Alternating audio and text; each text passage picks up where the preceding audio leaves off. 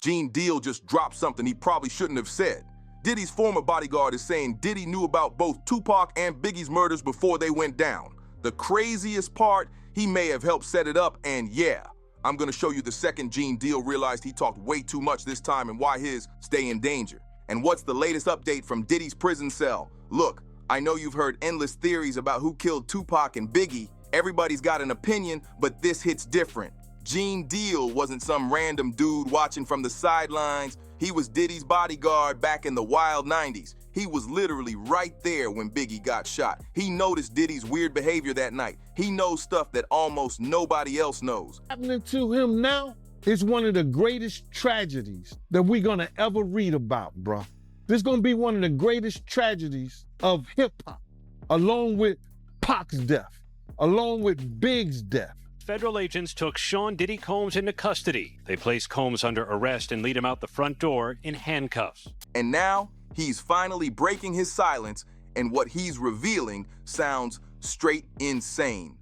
Before we dive into Gene Deal's explosive claims, you gotta understand the background here, because without that context, none of this is gonna make any sense. Now, I'm not gonna break down who Gene Deal is or everything Diddy did, because most of the planet already knows about those Diddy parties. It's basically a brain-fried meme by now.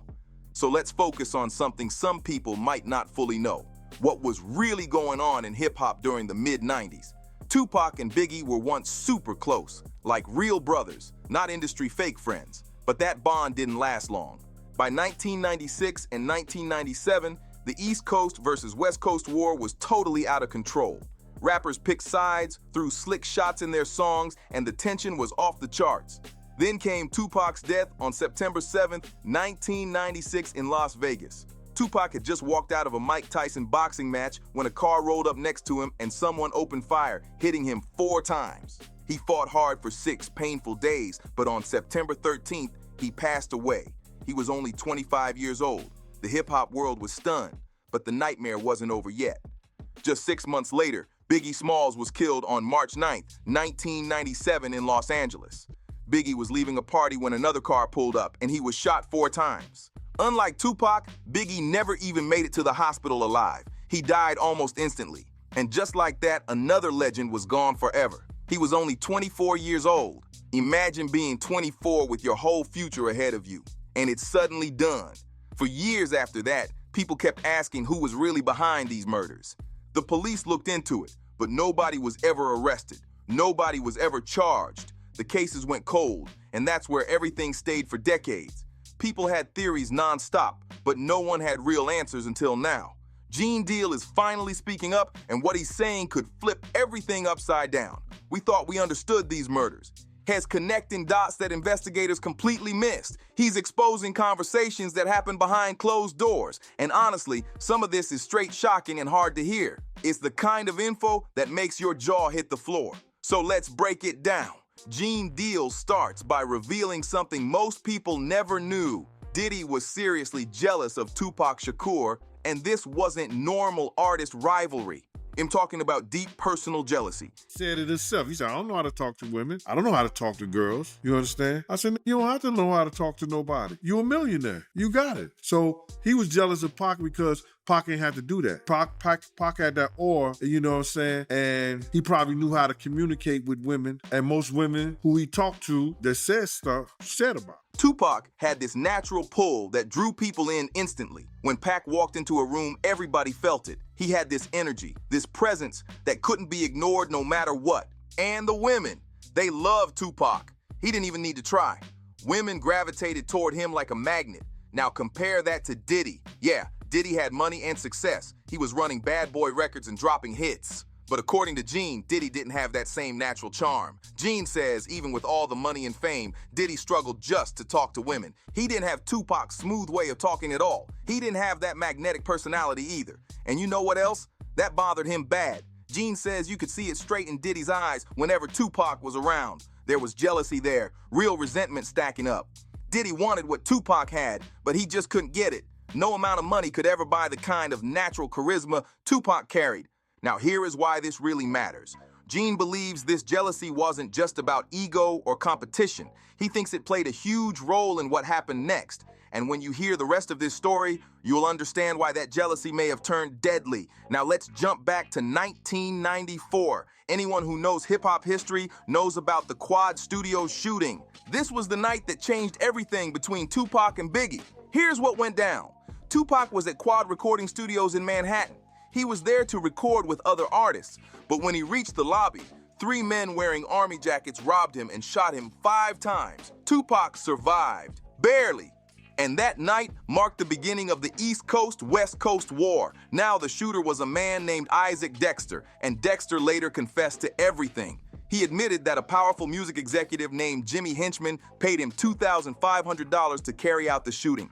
Back in those days, Jimmy Henchman was not someone you wanted to mess with. He had serious power in the music industry and real connections in the streets. They was there to spy on Big. In the interim of him being there to spy on Big, Jimmy Henchman told them that they finna show Pac, teach Pac a lesson, because Pac had owed him some money. So that's why he was up in the studio and was coming to the studio. Pac owed him some money. Pac owed him some money. He was gonna work it off and get some money from doing a song with Lil Sean, and that's what that was about. But Pac was talking greasy to Jimmy Henchman, and Jimmy Henchman wasn't the type of dude that you talk greasy to, allegedly. Unless you 50 Cent. But this is where Gene Deal's story gets really spicy. So Diddy knew what was going to happen to Pac. He knew Pac was about to deal with. Yeah, he was there to see it. He was there to see it. He wasn't only there to see Big them. When Jimmy Henchman told him that, he was there to see what's going to happen to Pac. He was there for that. Because had he not been there for that, he would have went up there in the office. He would have went to the studio or the studio session with Big them. He would have went to that studio session with Big them. He knew what room Big them was in. He didn't do that. He was there to see what was going to happen to Pac after Jimmy told him. And that's factual. Gene says that Diddy was actually at Quad Studios that night, and check this. Diddy knew that Jimmy Henchman was coming to hurt Tupac, and he did nothing to stop it. Absolutely nothing. According to Gene, Diddy was originally at Quad Studios to watch Biggie. See, Biggie was working on his publishing deal, and Diddy wanted to keep tabs on what was going on with that. But while he was there, Jimmy Henchman made it crystal clear that he was coming after Tupac. He told people that Tupac was going to pay for something he had done, and Diddy heard all of this. He knew exactly what was about to go down, but instead of warning Tupac, instead of trying to stop it, instead of doing anything at all, Diddy chose to stay quiet. He just let it happen. Now think about that for a second. Imagine knowing someone is about to get shot and you say nothing. You just let it happen. That's cold. That's really cold. Gene asked the question everyone is thinking. Was it jealousy? Was Diddy's jealousy of Tupac so strong that he was okay with Tupac getting hurt? Did he think if Tupac is out of the picture, that's one less person outshining me? According to Gene Deal, he'll let you decide. But the fact that Diddy knew about this shooting and stayed silent, that's not just suspicious. That's seriously disturbing. Now let's fast forward to 1996 when Tupac was killed in Las Vegas. This is where things get even more complicated and where even more people start pointing fingers at Diddy. Kirk Burroughs was the co-founder of Bad Boy Entertainment. He worked closely with Diddy for years. He understood how Diddy moved, how he thought, and how he made decisions. And Kirk later came forward in the Netflix documentary called The Reckoning with some heavy allegations. Kirk Burroughs, he also said that, he feels like, Diddy was behind Pac murder. Yeah. If Diddy played a part in that stuff, like he said, Kirk know where the money came from. I'ma say this. They tried to, if you talk about the Vegas trip and the whole 9 yards, Kirk said that he paid for people to drive out to Vegas. You know what I'm saying? He said he paid for people to drive out of Vegas. I was heavily with Bad Boy at that time. I don't remember that part of it. You understand? I don't remember that part of it. But if Kirk knew and he was paying for people to drive out to Vegas in the whole 9 yards, it's hard to hide $1 million, brother. You ain't going to cash that in the check cashing place. You signing that over to somebody. I said 1,000 times and I'll say it 1,000 times again. Kirk Burroughs says he believes Diddy had a lot to do with Tupac's death, and the reason was that same jealousy we talked about earlier. Eric Von Zip showed me and my man Boondang, aka my man Slick, a check for $1 million. We don't know, and everybody trying to say, lying, talking about half of it got paid, $500,000. I don't know. I know when I asked him about, we asked him, do we ask? No, we didn't ask him. I know when he showed us the check and he walked away after he showed us the check for the $1 million, you understand? I asked Boone, I said, yo, Boone, when did he get a record label? He said, you know how Zip is. I said, when did he get a Zip record label? Zip had a check for $1 million. He said he got it from Barry Hankerson and Jimmy Henchman for his record label, Black Ground Records. So now, if that's true, we know Jimmy Henchman and Puff was cool. You should be able to trace $1 million if that's the truth. If that's the truth, you should be able to trace that, where it came from. Why did he get it? Kirk says Diddy's jealousy over Tupac's success was totally out of control. By that time, Tupac was bigger than ever. His album All Eyes on Me had just dropped and was selling millions everywhere. Tupac was on top of the world, and according to Kirk, Diddy couldn't stand it. But here is the really wild part. Kirk claims Diddy made a very unusual request around the time of Tupac's death. He says Diddy wanted to rent cars to drive from New York all the way to Las Vegas during the weekend of the Mike Tyson fight. That was the same weekend Tupac was killed. Now ask yourself this. Why would Diddy need to rent cars for a road trip from New York to Vegas? That's a 40-hour drive. People fly to Vegas. Nobody drives across the whole country unless they're trying to move something they don't want going through airport security. Kirk's allegations have people asking, did Diddy send people to Las Vegas to take Tupac out? And then there's the money trail. A man named Dwayne Keith Davis, known as Keith D, has been charged with Tupac's murder.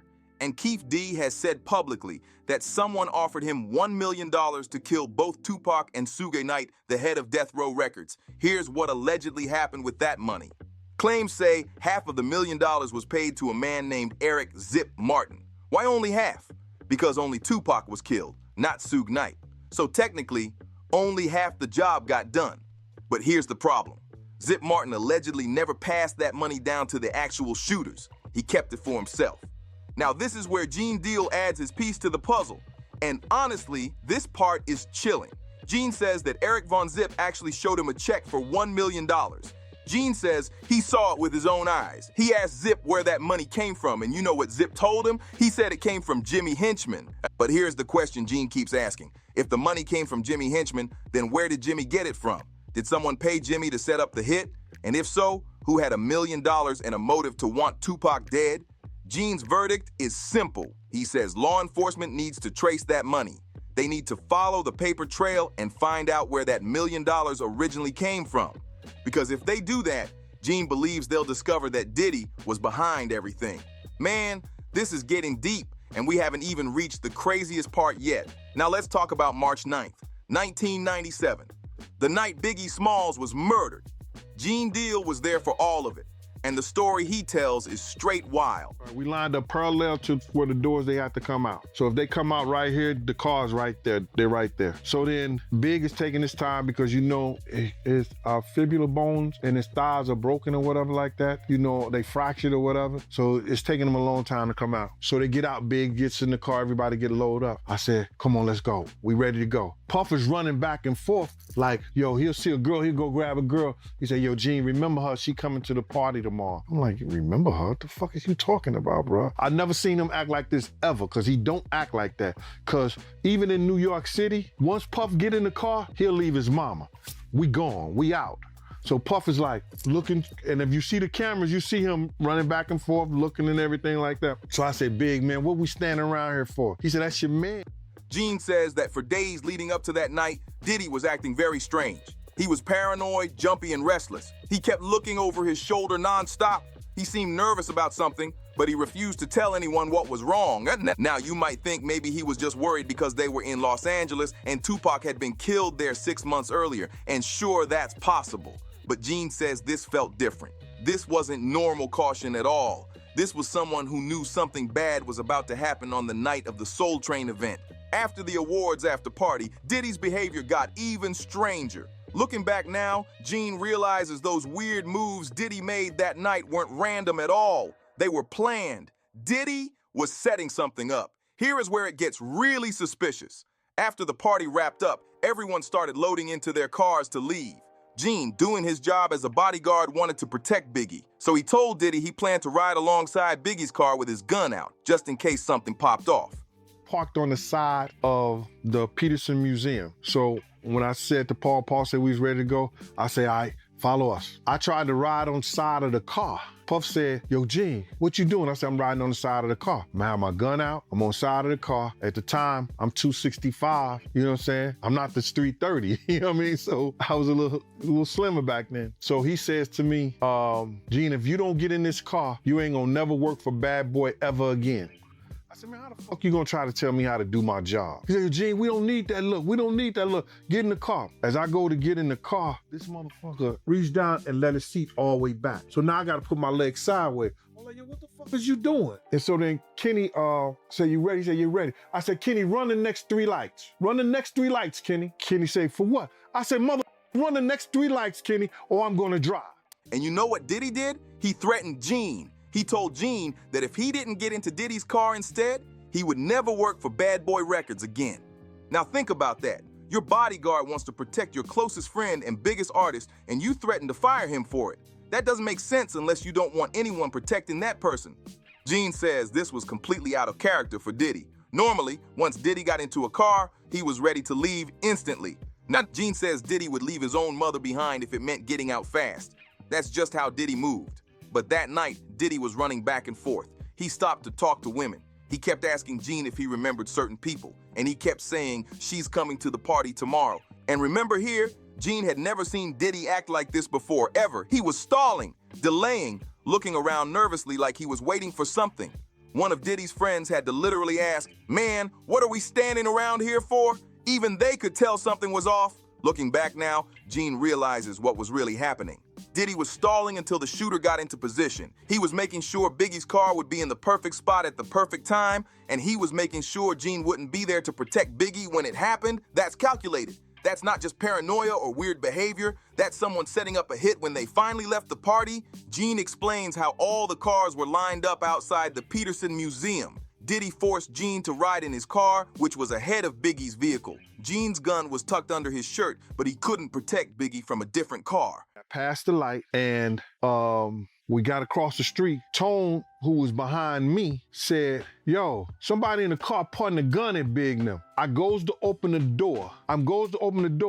Fucking next thing you know, you hear it say, pow, pop, pop, pop, pop. Yeah, it's 5 or 6 cars. It was like, pop, pop, pop, pop. Right? Fucking Kenny guns the car going forward. I said, Kenny, what the fuck is you doing? He said they shooting at Big. He said, we don't know who they shooting at. He then goes up the block, stops, and do this 3-point, something like that, U-turn, comes back, and as we coming back, we see the guy turning the corner from the corner. He was parked on the corner, because there's no way he could have got on the side unless his car was already parked there. As they started pulling away, Gene noticed something. There was a car parked at the corner, and it had been sitting there for a while just waiting. Gene even saw a man in a blue suit with a white shirt and bow tie walking near the cars earlier in the night. When the man saw Gene, he stopped, looked Gene right in the eyes, and then turned around and walked away. Gene flashed his gun to let the man know he was armed. The man backed off, but Gene now wonders if that was the shooter scoping out the scene. Here's the part Gene keeps stressing. There is no way the shooter's car could have gotten into that perfect position unless it was already parked there waiting. That car was sitting at the exact corner where Biggie's vehicle had to pass. The timing was too perfect. The placement was too perfect. This wasn't some random drive-by shooting. This wasn't opportunistic at all. This was planned. Someone told the shooter exactly where to park, exactly what time Biggie would be leaving, and exactly which car he would be in. And who knew all those details? Diddy. Right after the shooting, Gene and his partner Tone jumped into their car to chase the shooter. They wanted to catch him. They wanted justice for Biggie. We stopped right in the middle, right in front of Big's car. We stopped. Puff jumps out the front seat and runs around there to Big's car. All that shit running around the block. I ran down the block and shit like that. That's bullshit. When we got in front of the car, he jumps out the car, ran over to Big's side of the car. So now I'm behind Puff and I'm looking down the block and everything like that. Those girls who was right there on the corner talking to Puff and them, they had talking to Big and Lil C's and them. I don't see them. The street is clear. Tone said, Gene, come on, let's go. Me and Tone hops back in the car and we try to take after the guy. Tone is trying to floor it, but it had one of those government chips in there, the car. So every time we get close to 100, it go, vroom, go all the way back down. Vroom. So we could see the guy at the top of the hill. Oh, it was a top. We see the guy up at the top where he had to make, when he made a right. When he made that right turn, when we got up to the top of the hill, we ain't see shit. But this is where it gets even more suspicious. Their car had something called a government chip installed in it. That chip stopped the car from going faster than 100 miles per hour. Every time they got close to the shooter's car, their vehicle would automatically slow down. The engine would pull back, and they would lose speed. Gene says they could see the shooter's car at the top of the hill. They were right there, but by the time they reached the top, the shooter was gone, vanished into the Los Angeles night. Now ask yourself this, why would a bodyguard's car have a chip that limits speed? Bodyguards need to escape danger fast. They need to chase threats. A speed limiter makes 0 sense unless someone didn't want that car catching anyone. Someone wanted to make sure the shooter got away. Gene believes that government chip wasn't there by accident. It was placed there to guarantee the killer escaped after everything Gene witnessed that night. After all the strange behavior, after all the suspicious details, Gene has reached a conclusion, and it's not one he wanted to accept, but the evidence feels overwhelming to him. They shot my man, they got my man. And Puff got him behind Big, and I said to Puff, whatever y'all do, don't let him go to sleep. Don't let him go to sleep. Whatever y'all do, don't let him go to sleep. And Kenny jumped in their car because he said he knew where the hospital was at. And now Tone was driving our car. So Puff said, Kenny, you know where the hospital is? He said, yeah, I know where the hospital is. And Big, he said, yo, Big, I'm gonna get you to the hospital. Big, I'm gonna get you to the hospital. And Big said, just do it before I close the door. Gene Deal believes Diddy was responsible for planning Biggie's murder, even though Diddy cried at the funeral, even though Diddy made the tribute song, I'll Be Missing You, even though Diddy acted completely devastated in public. Gene believes it was all an act. Here's Gene's theory on why Diddy would do something like this. Diddy never wanted anyone to outshine him. He needed to be the biggest star, the most powerful person in every room. And Biggie was rising way too fast. He was getting too big, too independent. Biggie was starting his own production company. He was making moves to eventually leave Bad Boy Records. He was becoming his own boss. And in Diddy's world, that made Biggie a threat. Diddy couldn't control someone who no longer needed him. So according to Gene, Diddy made a choice. If he couldn't control Biggie, then Biggie had to go. And you know what? When you really look at what happened after Biggie died, this theory starts to make sense. Diddy owned all of Biggie's music. He made millions and millions of dollars after Biggie's death. He became even more famous because of the tragedy. He built an entire empire off Biggie's legacy. Biggie's death didn't hurt Diddy's career at all. It actually made his career even bigger, and that's a hard fact for people to ignore. Now we get to the part of Gene's story that honestly made my stomach twist, because this isn't just about Tupac and Biggie anymore. This part is personal. This is about Gene himself. Gene Deal found out years later that Diddy allegedly wanted him gone too. Let that sink in for a second. Diddy allegedly wanted his own bodyguard, his own loyal protector, dead. Gene had saved Diddy's life multiple times before. He put himself in danger to keep Diddy safe. He was loyal, dedicated, and treated Diddy like a brother. They had real history together. They had been through situations that bond people for life. And Gene asks how someone could repay that loyalty by wanting him silenced. Gene says he feels completely betrayed. And honestly, who wouldn't picture learning that someone you trusted with your life, someone you protected and stood beside through everything, wanted you gone? And the worst part, Gene says there was no real reason for it at all. He didn't betray him, he didn't steal anything, he didn't disrespect him. Diddy just decided Gene knew too much and had become a liability. That's not just betrayal, that's straight evil. That's sociopathic behavior. Gene calls it maniacal, and that word fits perfectly. You have to have something seriously broken inside you to want someone dead who's been nothing but loyal to you, someone who saved your life, someone who had your back through everything. But according to Gene, that's who Diddy really is. Not the polished suits, not the smile, not the public image. A man willing to remove anyone he sees as a threat, even the people closest to him. So what do you think? Do Gene Deal's claims actually add up? Could Diddy really have been involved in both Tupac and Biggie's deaths? Was this all about jealousy and control? If this story shook you, like this video, subscribe to the channel, share it, and drop your thoughts in the comments below. I want to hear what you think.